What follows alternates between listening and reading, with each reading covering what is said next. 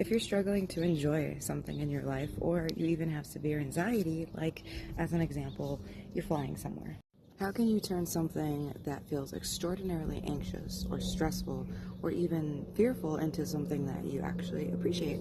So here are 3 tips. Number 1 is to put yourself in the shoes of somebody who's always wanted to see this thing.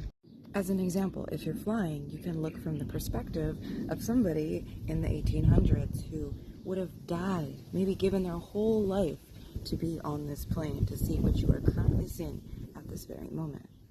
I even like to do this with technology and things that scare me, like AI, and I just ask myself, for the people who would have died to see this thing, where can I find beauty in it? Now, of course, we have to be careful to not minimize things that actually need to be solved and that are actually a problem, right? So this is something that we sort of play around with our thoughts to create a more empowering situation while also being aware of the truths. Number 2 could be around attachment. Maybe you have a partner or somebody you love, but you often get afraid of losing that person because you love them so much.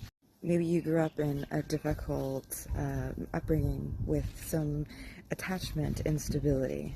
It's important to reflect and find where the root of this is coming from. So as an example, you grew up with this sort of instability, you could tell yourself, this is my attachment system speaking. There is no actual proof of a loss. So just talking to ourselves in a kind way and really looking at the facts instead of letting our emotions run wild. We can do the same thing if we're flying somewhere. Number 3 is for people who are the intuitive types.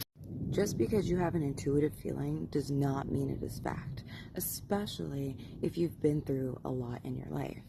This ties in with tip number 2, because if you've been through a lot, your system can interpret based on what old information you've had to be true, that this is also going to be true for your current model of reality.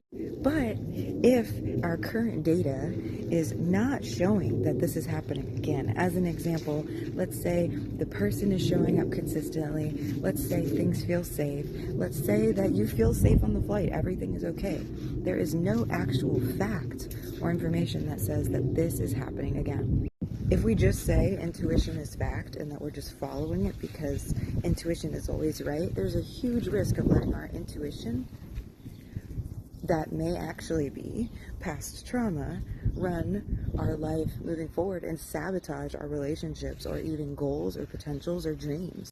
And of course there's a balance. It's about not going to extremes, right? So we're allowed to play with these thoughts, play with these truths, experiment with them, while also saying, okay, is this intuition or is this an old story? This is Coherence with Bree, beyondastral.com/booking.